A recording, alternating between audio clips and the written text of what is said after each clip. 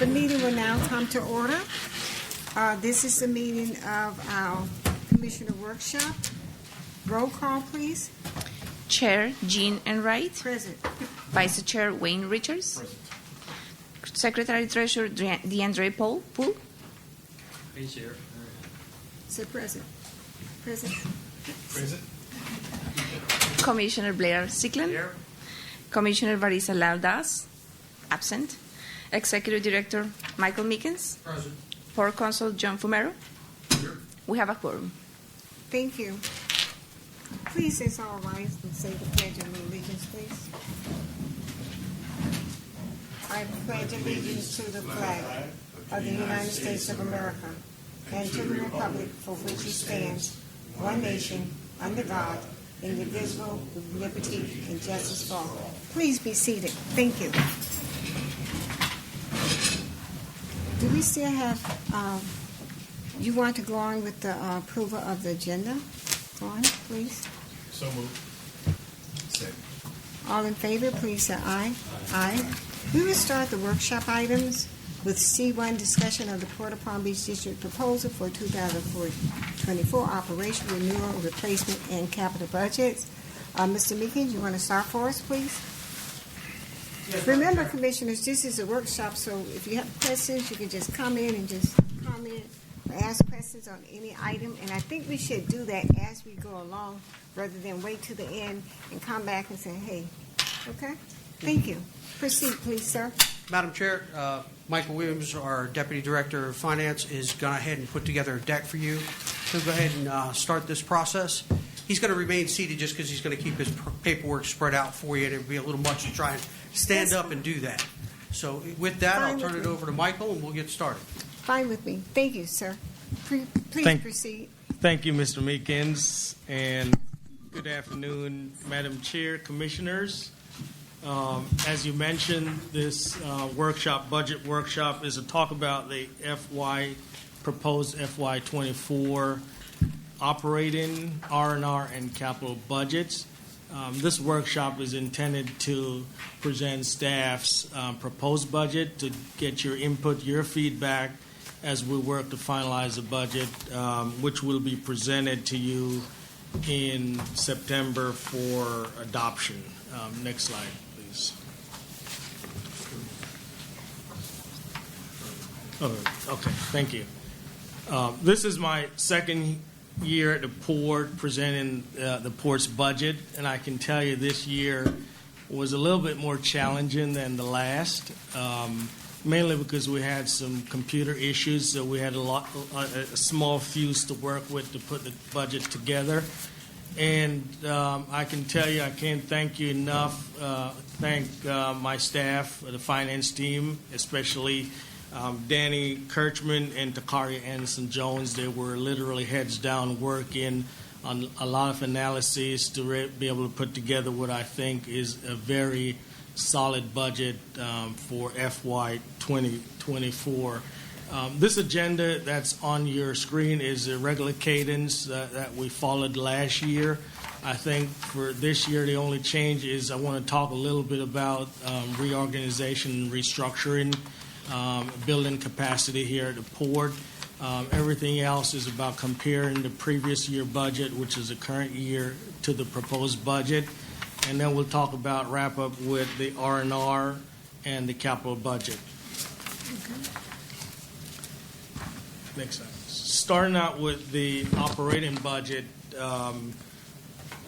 as you're aware, we're required by Florida Statute 189 to present a balanced budget. That's a budget where revenues and expense equal, or a budget where you have surplus revenues, which is the case for our operating budget because we're an enterprise fund. That's the budget that you'll see for your O&M. The budget is a business plan. It's really simply, all it does is quantify resources that's needed to continue operating and maintenance and to look at new initiatives throughout the upcoming fiscal year. The budget also reflects R&R and business development set aside as required by our bond covenant. where it requires us to set aside 5% of our previous year revenues for those endeavors.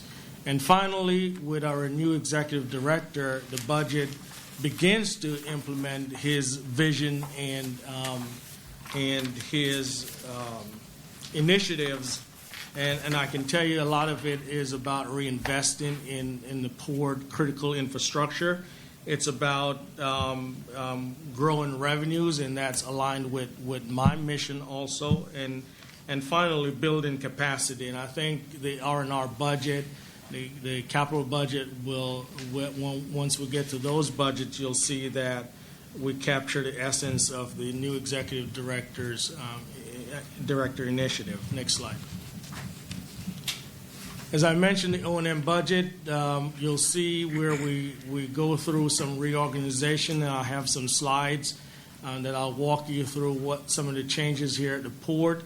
In addition to, and I think the board had previously approved staff to go out with an RFQ to go out and solicit vendors in what we call pre-qual contracts or continuous contracts.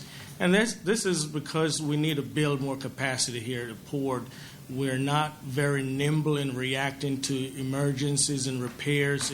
Procurement takes quite a bit of time, and so a lot of the maintenance type work, we need to have contracts that are ready that we can implement and react to quickly. The R&R budget in the past has always been a one-year look, just for the current year. And if you look at the meaning in the words R&R, renewal and replacements, those are capital in nature. Those assets are more than 1 year. So technically, your R&R and your capital budget is one of the same. And so what staff attempted to do this year is to provide in your backup support materials a 5-year R&R program. It's unfunded. It's not fully vetted. That's something we're going through and not fully prioritized. But I think it was important enough to share the information so the board has a sense of the R&R needs here at the Port. And finally, the capital program, the board has previously adopted a 5-year program with, again, the new leadership, Mr. Meekins. We're working with our funding stakeholders, primarily FDOT, to look at reprioritizing the projects and with a more focus and emphasis on building out projects that provides an ROI. And again, this aligns with growing revenues here at the Port. Next slide, please.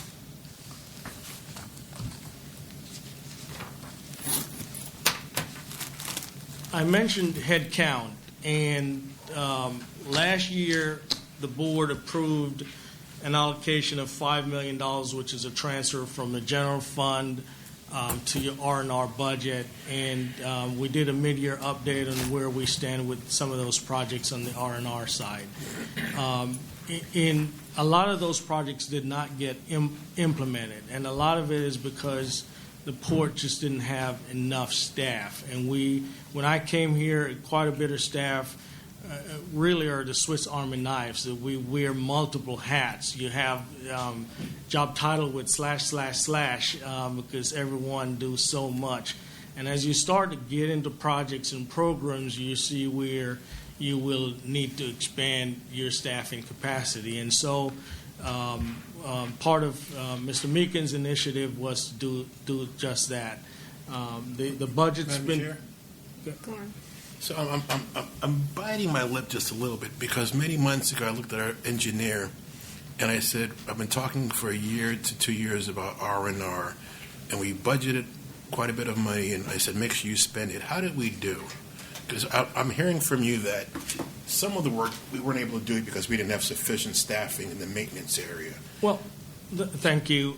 Good question. And the R&R budget is really a capital budget. There are projects that once you approve the allocation of funding, there's a lot of planning that still needs to go into those projects. Then you have to go procure, and that usually takes 2, 3, 4 months. By the time you scope projects and get into the projects, you're mid-year into your budget year.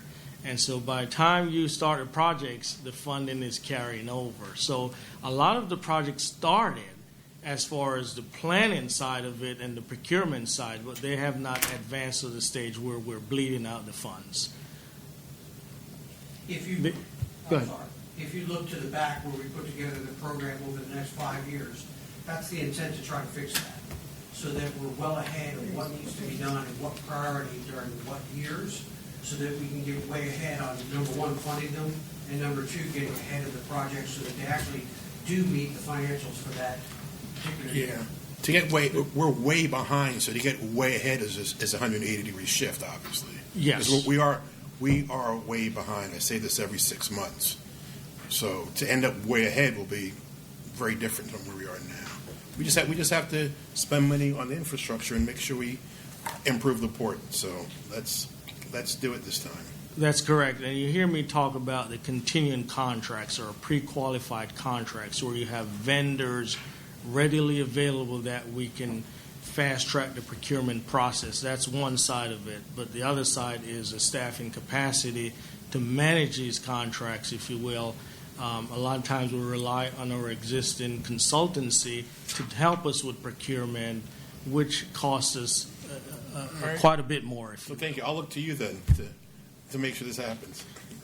And also, I guess I just want to add, we also need to look at projects where we can receive an investment on our return in a couple of months and maybe in a year, not an investment on a return is 10 to 20 years from now, because then it ties up all our revenue, all our money, and look, where are we? We have asphalt, as you know, Commissioner. You've been out. We have large areas that just falling apart where the asphalt is. You can't even drive a forklift over it. People could get hurt. We have areas where we have issues that need to be corrected. We'll just say that. Well, we have increased our maintenance staff. Am I correct, Mr. Mickens? That's Mr. correct. Mickens? The multitude of staff that we did add is to the maintenance staff. We're still hiring today. We're still a couple of people short. But what we have started is a preventative maintenance program. The maintenance staff has done a wonderful job with Beatrice in identifying all the imperfections that we have, affixing a dollar number to those, and now starting the process of allocating. As we move forward with the preventative maintenance plan, as soon as we have the staffing in place, we'll start that process. And in the end, that is going to save you money, because that's going to keep the stuff that we have in better shape, and it'll keep it going. I would say that, because of the dollar amount with some of these projects that need to happen, it will take time to get these things done. I think we've identified almost $19 million worth of projects. So we'll prioritize those and try to knock those out as we can. And at the same time, we'll be taking a hard look at the grants, like you said, looking for the return on investment and trying to make smart decisions as we move forward so that we're creating the money and the funds that we need to go ahead and keep the board in the best possible shape it can be kept in. Thank you, Madam Chair. Continue, please. Thank you. Thank you. Next slide. This next slide is really reflecting the new organizational structure, and unfortunately, I didn't present the previous structure. This new organizational structure creates more accountability and responsibility, but above all, it's provide for greater functionality and productivity, if you will. There's direct accountability with the two departments as far as the two deputies are concerned and the directors that report up to those deputies. And I think based on what's in front of us with respect to R&R projects, we need to organize around in order for us to be, again, more nimble in order to implement the projects that's in front of us. And thank you, Mr. Meekins, for clarifying. A lot of these projects are really just state of good repair to keep the existing assets from where it needs to be. Instead of waiting for stuff to break, we're more preventative and even more get to a point where we're more predictive and we're changing out parts before a failure occurs. So next slide. Excuse me, just right sorry. there. Could you make sure that each commissioner receives a copy of that? I think they would like to have one. Just to peruse and look at, give them an idea of where we are now and who's where. I think it's important. Oh, you have it? It is. It's in your. It's in our folder. Okay, thank you. I don't Next think, slide. did Thank anyone you. see it? I didn't see it here. So we I don't talk think about they the, took it. sorry. It's in our folder. Gene. Oh, you found it. Okay, we're set.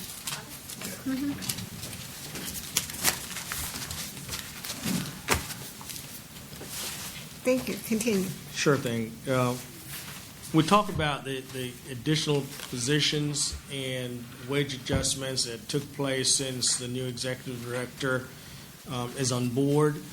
I can tell you that 100% of those changes are paid for with new revenue initiatives.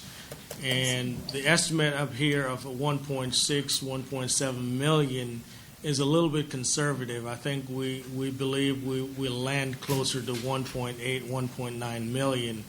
And that includes initiatives that already been implemented, such as switching from 2 days to 3 days for cruise line parking, the annex Haitian vehicle service, to get that implemented, is on the regular board agendas for consideration today. What's shown there for revenue is about $427,000, and that's really conservative again, and it reflects about 9 months, not a full year of revenues.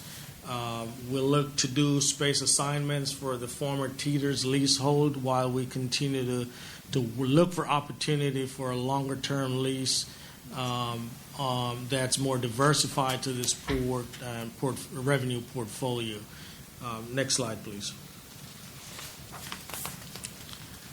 This next slide depicts the high-level view of the proposed FY24 budget. And just to orient you to the slide, the blue area is a proposed budget. Typically, you compare budget to budget, so we're comparing FY23 current year to FY24 proposed. The change and proposed change are a result of those two columns. And then for good measure, you look at forecast, and that serves as a guide when you forecast for the project for the current year budget. We're forecasting for the current year we'll land at net income of about $4.7 million, which is a all-time high for this port. And actually, the projected revenues for the current fiscal year is an all-time high. I think the high water mark was back in 2018. For 24, we're projecting net income of $4.25 million. That number will increase as we get through this deck, as we have since advanced with sourcing our employee health insurance. I think we'll have some good guys of about another $200,000 that will drop to the bottom line. From a revenue growth standpoint, we're projecting 21.9, almost 22 million. That's a healthy 18% increase in revenues, while we continue, even with the additional positions, hold in expenses below double digits at 9.9%. If you may recall, last year expenses increased by over 15%. So this year we're holding expenses, and this is directly attributed to the 10 FTEs, full-time equivalent positions that are being added. From a comparison, net income is going up almost 200%. And again, thanks to all of the major revenue streams, which are cargo, cruise line, and rent, are all performing the way they should be. Next slide. Any questions on that slide? This slide depicts our revenue assumptions, and for this port, as I mentioned last year, we have 3 revenue buckets. The first, cargo, that represents all your tariffed items, if you will. Leases and space assignments, those kind of things fall into rent, and cruise line parking is your next major bucket. For the 3, again, 18.3%. The biggest driver there is the cruise line. Last year we budgeted 225,000 passengers, consistent with the agreement with the cruise line. They have certainly surpassed that. This current year, they're projecting to do about 400,000 passengers. We're budgeting about 409,000 passengers for the upcoming fiscal year, which is why you see almost 100% increase in revenues for the cruise, and a change of almost $3.4 million increase in revenues. Any question on the revenues? Madam Chair? When I look at the big hitters, you're 100% correct. Cruise is really the vast majority of the increase. It's doubling 2.6 to 5.2. That's really it. You do have rent going up a little bit, but on the revenue side, that's all of it. Yeah. So we need to protect those guys. Yeah. Also, the parking. Which is right cruise. related to cruise. Yes, ma'am. Yeah. I was just astonished to see that.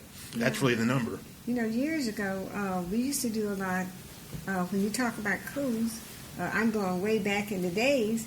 It used to be the Princess, the little ship that went out for half a day in the morning and then afternoon. The revenue was astounding.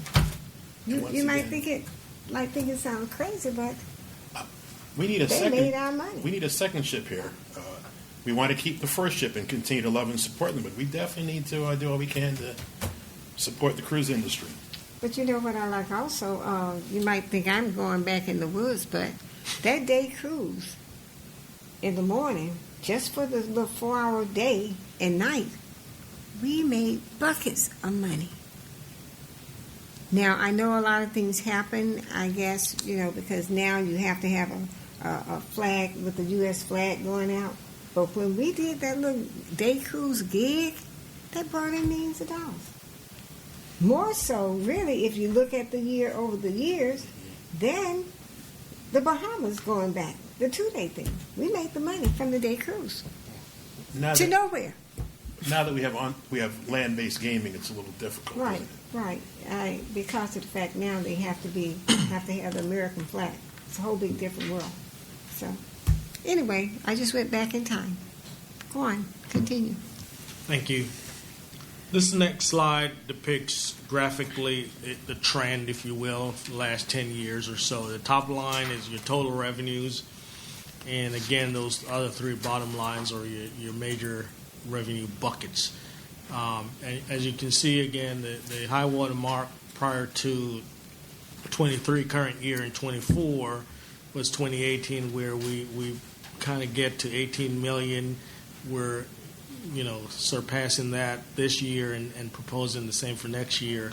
You saw where 21, the cruise line was basically shuttered, and that dragged down the revenue. So whenever any of these three lines doesn't perform, you have an impact on revenues. And again, the port is pretty diversified. I think there's more to be done with respect to the southern end of the port to balance things out. With overall, it's pretty diversified. And the cruise line, again, they need to perform at the rate they are. I don't think it's exceptional. That's what they should be doing, and that's why we're in agreement with them. So, next slide, please. From a net income standpoint, again, just to kind of give you a trend line, the last couple of years in 2021, that 4.5 million that's there, that's really a direct result of the grant we received from FDOT for the coronavirus reimbursement. So that's not really an operation performance. It's really an adjustment because of grant. Prior to that, the port barely gets to $2 million, and while $2 million in net income is pretty decent, you're really at a break-even proposition because you should be allocating $1 million per your bond covenant to R&R and another $800,000 for your business development. So you're really at break-even. You're not really making money. You need to be at least $4.5–5 million and above in order to truly fund your R&R and have enough capital remain to leverage for grants and to pursue capital projects. So just want to put that out there. Again, the projected net income for FY24, we expect that to increase based on latest information as a matter of yesterday with our health insurance premium, where we think that will land. We should see another couple $100,000 at least in good guys. That should go up to at least $4.7 million. So next slide. Madam Chair, I have a question. Mr. Williams, with regard to FY 2024, the business development and the community grants, could you provide us with an itemized list of, it's $871,165. Does this include the memberships that we pay to the various organizations, the chambers and that? Yes. Okay, could you just provide us with a list, itemized list, because I would like to see it, just so I know how much money we're spending. We'll do. I don't have that list in front of me, but we'll provide it. What was the amount of the money? What did you say? Well, it increased from 597 to 165. That is The community 8,000? business, the business development and community grants. I just would like to see what those itemized lists are. And you said it was 800? Is that 800? 800. I'm looking at the What page? page. Oh. If you look at the budget workshop booklet that was given to us, under the section proposed FY expense detail. I just wanted to see details of it. That's it. But in that, it would be more than just community grants. It would be what, travel, as far as if we're looking for new jobs. Am I correct? I believe So Yes. there's a lot. There's travel in there. Yes. It There's covers everything. It Yes. covers our dues. It covers the different things that we sign up for. and if the port goes somewhere to give a presentation or whatever. That's correct. That's what So it's a whole list of things, not just. Yeah. Okay. I still would like to see. Right. what- Yes. He just wants a list. That's fine. We'll share you the detail of what makes up that. And that- the breakdown. Yes. Okay. What we can also do, Commissioner Poole, we can give you a breakdown of what came out of it in 2020. Yeah. All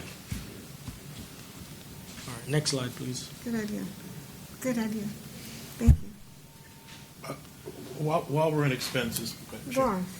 am I correct that FY 23 projected results R&R at 250,000? So we think we'll spend about 250,000 towards R&R, but we budgeted $500,000. Page are you on? I'm on, I think, the same page. The expense I detail think budget. we jump into expenses. We're still on revenue, so I want to know where I exactly. know. Well, we'll hold off. Commissioner Poole took me to that page, so I was already there. So I apologize. Okay, well, let's go back. So now we're on page proposed 22 renewal detail budget. I know, but we're skipping all over. We're on the last page of revenue, and we're going to get into Revenue expense. detail budget, right? Yeah. Proposed. Page 17 in your deck. Is this a page number? No, you should have received. This one, this page? They do, they're just working on this. Oh, they're looking at the budget itself, right? And that's what page in here. Oh, you didn't number your pages. That's They're the deal. not enumerated yet. But it's listed under what exactly? I think this one, Gene. I think we're on this page. We're under. Under the tab that Revenue says detail budget? operating budget detail. Yeah. 24. Yes. Yeah, I think so. This one. Yeah. Okay.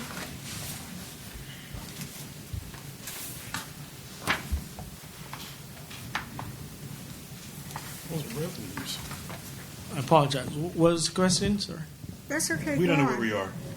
Just go on. We'll You want to finish the Take out what we got today. It'll No, be easier. he's not on it. Who's not on it? In the expenses, yes. Right. We can continue with revenue. Just to follow the deck, as in last year, we provided what I call a revenue bridge, how you walk from one budget to the next. These were the major changes, going from $18.5 million to almost $22 million. Some of the big drivers are going to be, again, parking increase, and this is a combination of the 2 to 3 days in addition to the increase from 225,000 passengers to a projected 409, increase in, obviously, the cruise line passengers, the annex. We talked about that earlier. Unfortunately, we have one bad guy, which is resolved. That contract terminates at the end of this month, so we'll lose about $215,000. But this is just to depict how we went from one budget year to the next.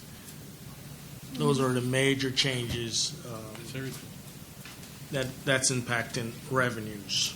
Question. So I can explain, Resolve really wasn't a bad guy. We actually did very well with them for the time period we had them. But overall, their project got shortened, and they just left a little earlier than what we had budgeted for. Originally, we thought they were going to carry it all the way out, but they didn't.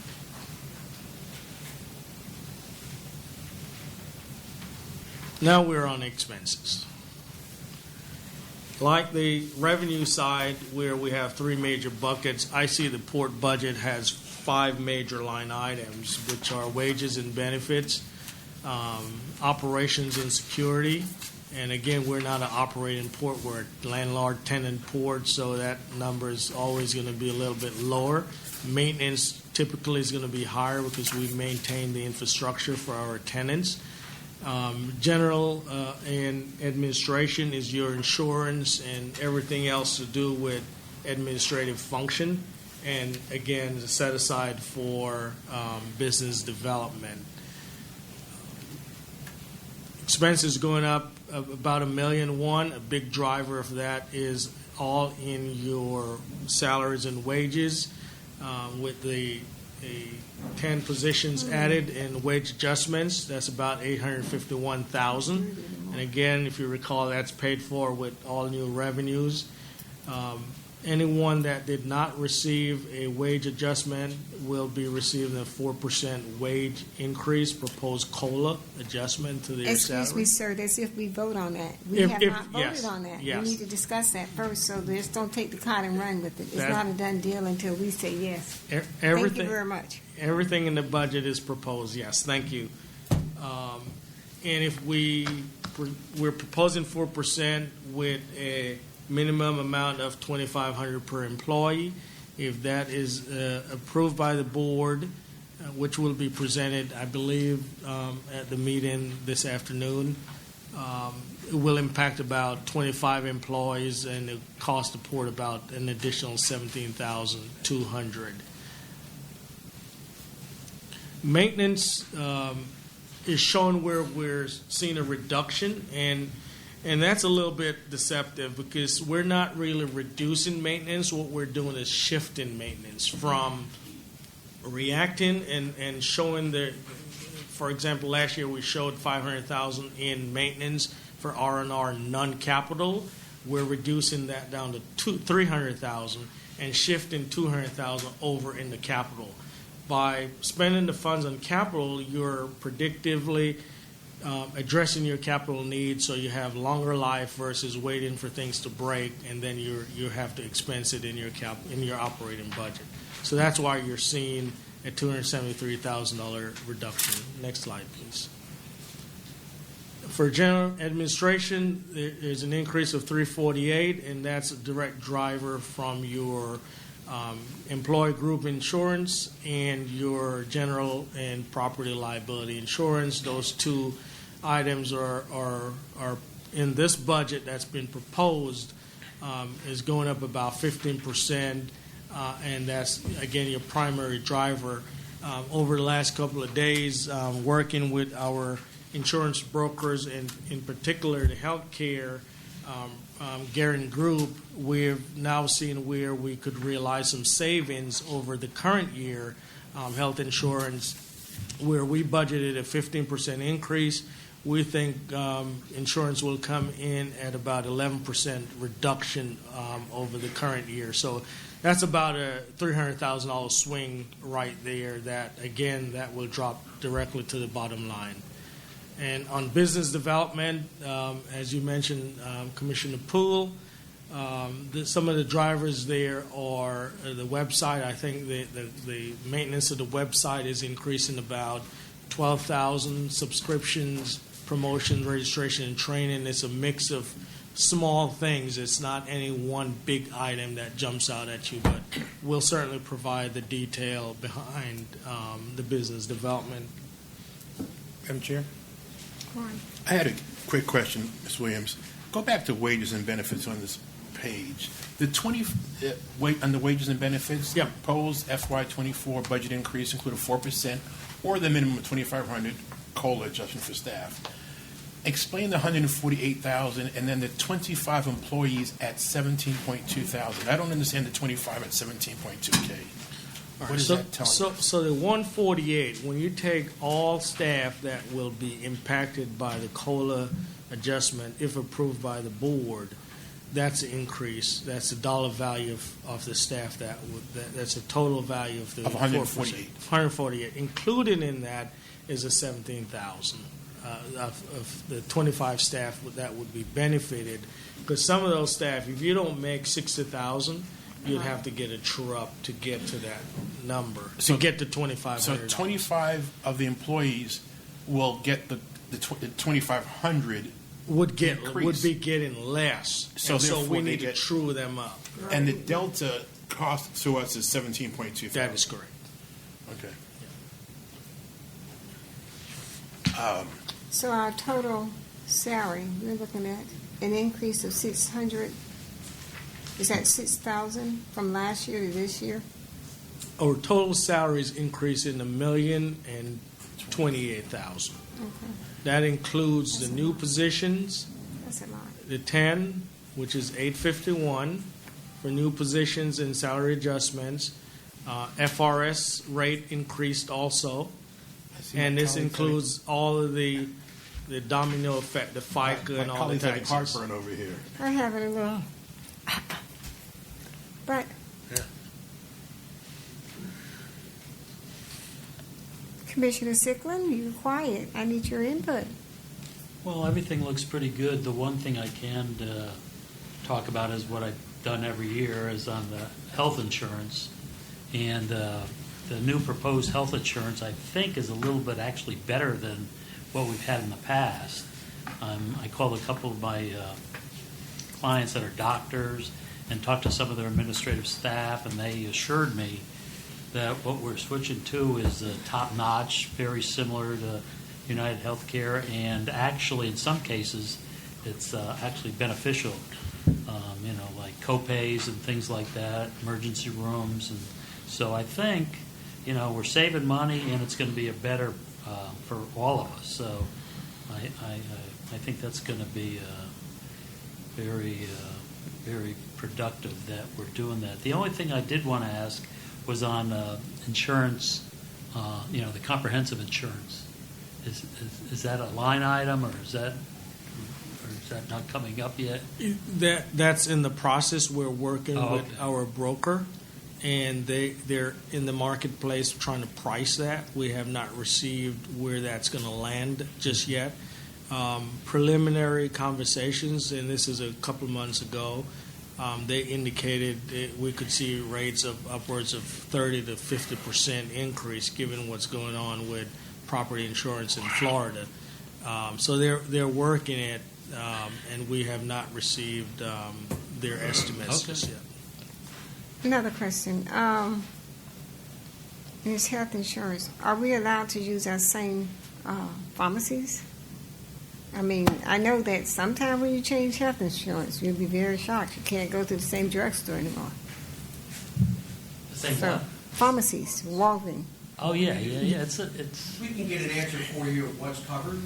We'll have to provide a list of what pharmacies are covered. I'm sure that it's on the website, but we'll get that for you as well.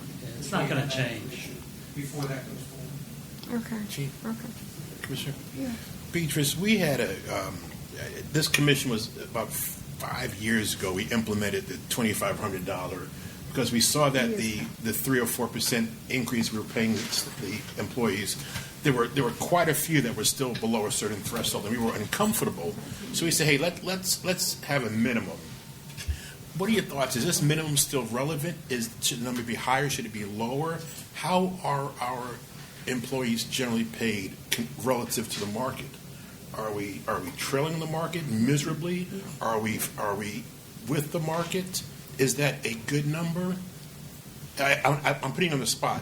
So I understand. Commissioner, one of the things that we have always wanted to do in the past is actually do a salary survey based on the port, PTO, benefits, et cetera. However, per the cost, our executive director at the time never gave approval to go ahead and do that. So for me to just answer whether we are ahead or behind the game would just not be appropriate because it would not be factual information.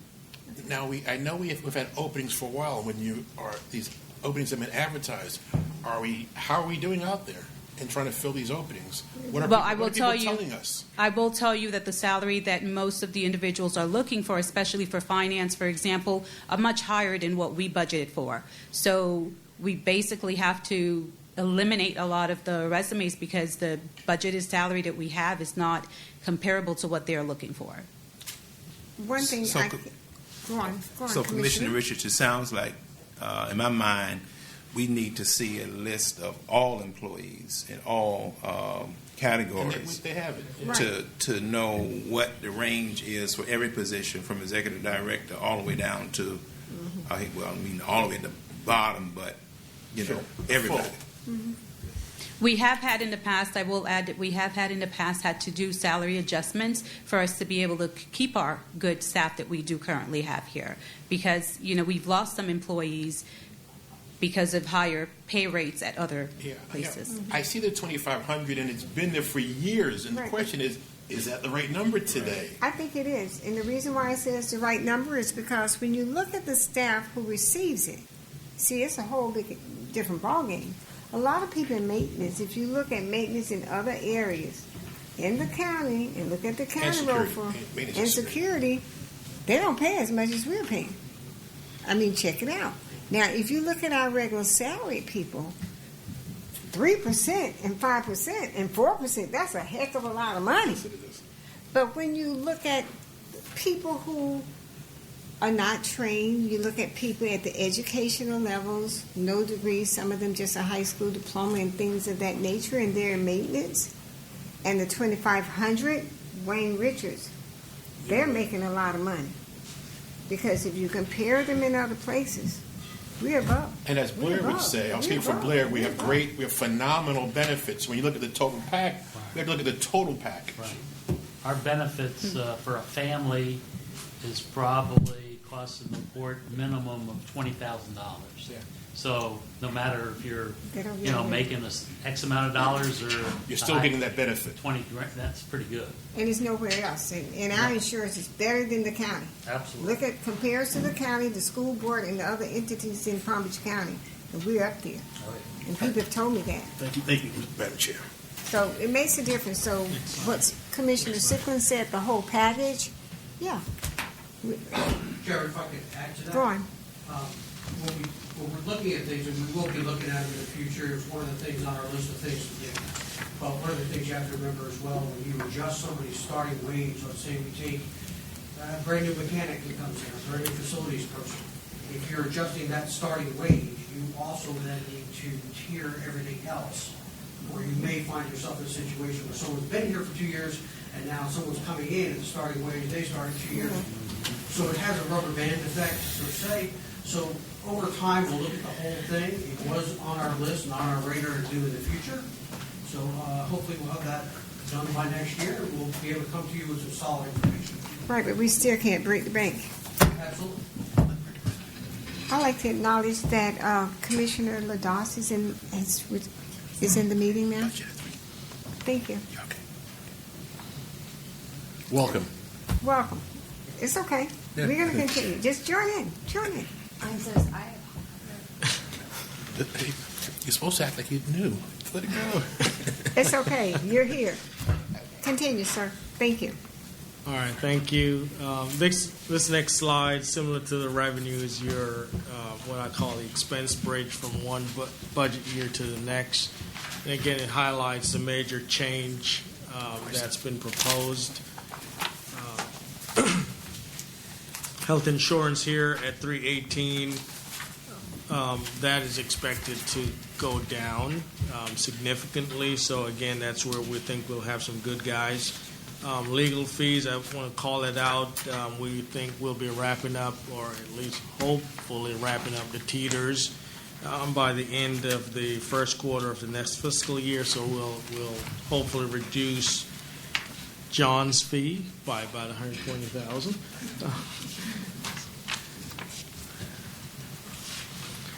And this next slide is captures from an accounting standpoint everything else that we have to account for. It's not our core business. That's why it's called non-operating expenses. As any grants that comes in for operations, any disposal of assets that has not used its useful life, such as sometimes we have to get rid of computers, those kind of things. And there's some depreciated value left on them. We have to write those down. The big item here is interest income, where we're projecting $700,000. This year, we think we'll get about $1 million because we're very aggressive. Once we adjust for working capital for the next 3 months for the port, we try to sweep our bank accounts and invest all the money. We're yielding about 5.25 basis points. We think that will continue into the new fiscal year. The only reason why we ratchet down the $1 million to $700,000 is because we will have a bunch of major projects in play that will be bleeding out the port's cash, the PIDP, the rail, the elevator modernization. So there's a bunch of projects that is going to be eating up cash, so we'll have less cash for investments, and that's why you have $700,000. So the net impact is a negligible $31,000. No major impact on the overall operation. Next slide, if you will. And and we're expected again to pay off or retire all bonds by the next couple of fiscal year 26. And this final slide on the O&M budget, and for the sake of time, I'm going to try to race through these. Again, we're projecting revenues, and for Commissioner Laldas, just to orient you real quickly, the blue column is the column that's been proposed for the upcoming fiscal year. We're projecting almost $22 million in revenues, expenses of $12.5 in net cash from operations, which is important. That's actually a better measure than net income. That's your operating margin. That's about 42%. Then you pay debt, your interest and principal payment. You'll have cash of about $5 million proposed. You'll allocate some of those cash towards your R&R and the remaining cash for capital. Quick question. Very quick question.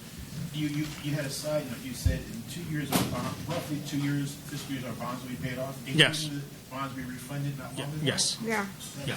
that? 26. Yeah. Great. 26. Yeah. Okay. 26. Yeah. That's what I thought. All right, next slide. Thank you. So that concludes the O&M budget, and I'm looking at the clock, so I want to just, if you don't mind, jump right into the R&R if there's no questions or additional input from the board. All right, go ahead and move along. And the R&R budget, just from left to right, the green represents what was adopted current year. Again, a total of almost $7 million includes that $5 million. We did receive what is shown there. The next column is a budget adjustments where we received a grant from FDOT. It was about $530,000, I believe, a split of $265 each.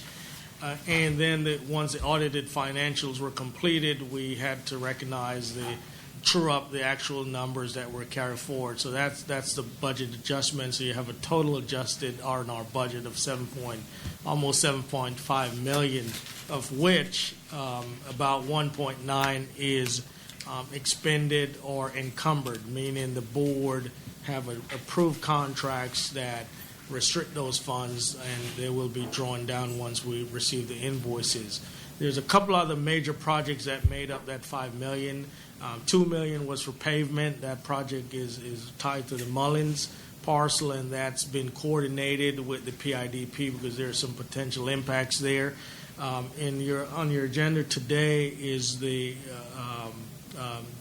chiller plant upgrade. That's another almost $900,000. That's part of that $5 million. And then lastly, the elevator modernization, that may land at about $1.2 million, $1.3 million. So that's a big part of your $5 million. It's just a matter of getting to it. Now, you will encumber those funds, but we won't actually bleed it out. We'll still have to wait for the project to advance and the vendor to invoice us, which may take months to complete. That said, you'll have a carry forward of about $5.6 million. That's that 5583 number. What we're proposing, again, by bond covenant, we have to allocate 5% of our previous year revenues. And since we had a projected a record year, we need to allocate another $1 million. And this budget is proposing an additional $2 million, which I'll get into in the next slide, if you will. Right. Thank you. So this is a look at just the FY24 budget. If we were to allocate the $2 million, and again, it's highlighted because that's a decision the board will have to make. These are the projects that we would be funding, and the additional new projects, if you will. One of which is the chiller plant. That's $1 million. The board previously approved a 3-year program. It was like $2.7 million. I think my first year when I got here. First year was $872,000. This year on today's agenda is $880,000, and this is the final phase of that project. A tour bus. Continue with dredging. We've seen some things out there based on the surveys that we think we need to do some dredging that hasn't been done here at the port for a long time, is my understanding. We're looking at programmatic upgrade of our computer system, IT, and also looking at a financial system to better track what we're doing financially, and Bird 14 trench run. So that's a summation of the projects that are being proposed, and which is why we would need the $2 million in additional funds to be transferred from general fund to the R&R bucket in order to implement these projects next year. Okay. Chrissy? Any questions? Go on. I have a quick question about the tour vehicles. How many, do we know anything about those, what those vehicles would look like, or how many individual passengers they can accommodate? Go on. So what we have now is a van that's just beyond its useful life. I've been involved in those at other locations with tour buses, so I kind of know exactly what to get. It's something that's ADA capable. It's something that has a microphone in the front. The person is giving the tour, and it's air conditioned, and it's got a big window view. There's a number of companies, Ford-based, a couple of different brands. They're pretty good, and we're right about the price range where we should be to acquire them. They'll be a massive step up from what we have today. I love to hear that. I know our Century, other commissioners, our Century Village community was very interested in our tour vehicles. Thank you. And again, finally, in your budget package, is not depicted here in the presentation, is a 5-year draft on funded needs for R&R, just to kind of give a more holistic view of some of the repairs and maintenance that's needed here at the port. The list is draft because it has yet to be prioritized and fully vetted. So we wanted to share that information. And then this final slide is more for accounting purpose. If we are to, the board elects to approve the $2 million, we would need to transfer funds. And finally, we're still working through the capital budget. It's the same budget that was approved by the board last year, but we're working with our funding partner, FDOT, to reprioritize the funds, which is going to require deobligating, reprogramming, and reprioritizing some of the projects that were already approved by this board based on, and to basically replenish those funds in outer years. That's what's been worked on by Executive Director Meekins. If that borne out. I think we'll have additional funding that will go back into general fund, but we're still working through that process, and we don't have a final capital budget to present at today's meeting. So, Madam Chair, Mr. Meekins, you wanted to say something. I just wanted to reiterate on that one. Currently, right now, I'm waiting for the PID to come back. Those come back on the 25th. At that point, we'll know kind of what that project is going to run us. And at that point, we'll start looking at what we will do with the other grants, what money will go back in the bank, and what money we will use for other grants that we can create ROI. Okay. Mr. Williams, I'm sure you and Mr. Meekins will discuss this. I think a timeline, even if it's a proposed timeline, with completion dates so that we could track these projects would be helpful. I would like to just be able to know this month, that month. You have that. Put that in the monthly package. Okay. Thank you. Okay. thank you. Commissioner Richards. I just want to mention, earlier we talked about raises, and I had them to give each commissioner, or send each commissioner, the contract that we did the other year, because somehow I was a little foggy on the information. And then as far as the union contract, and we've always given the staff what the union has received. And so I asked for all of us to receive that. And in the contract, it mentioned, because I was told something totally different. But, okay, in the contract, it mentioned that last year we gave a 5% raise, and that was because of COVID and other things that were going on, and expenses and things had gone up. So we gave 5%. Then this year, they had it open. I didn't know that. Then next year, it's supposed to be held at 3%. And that's according to our contract. So this year, we have the leisure and the pleasure of giving from 0 to 100. I mean, really, because it's open. So I just want to have an idea of how our staff, how our commissioners, how you feel about it as far as the raise is concerned, because remember, now we can give whatever we feel is appropriate, because we're not tied in, but next year it will be 3%, because that's what we agreed on, a 3-year at 5, open, and then 3. So I'll start with Commissioner Sickman. Yeah, Give me your take. I think the 4% is fair for our employees. I mean, obviously, things when you go to the grocery store, they're not getting any cheaper. And I had talked to some people about the difference between 3 and 4. It's very small. So I think 4% raise will go a long way in some of the employees at the port. So I feel pretty comfortable with that. Cool. I feel comfortable with it as well. I just, in the future, just want to be made aware of, because staff said 4 without background detail. So in the future, I just think it's important that when the contract is open, that we get, maybe we have, and I wasn't here at that particular time, regular updates. Well, that was one reason why I wanted all commissioners to receive the contract, so you would know this year it is up to us whatever we want to do. I mean, from 0 to 100%.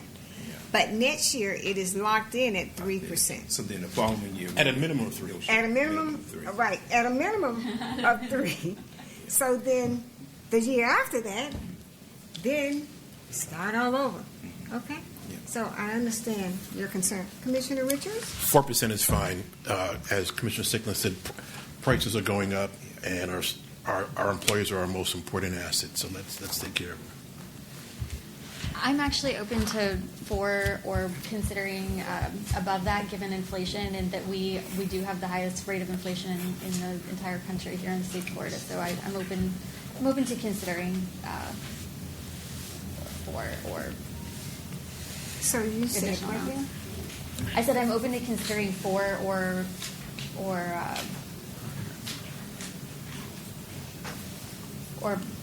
I think 4% is good.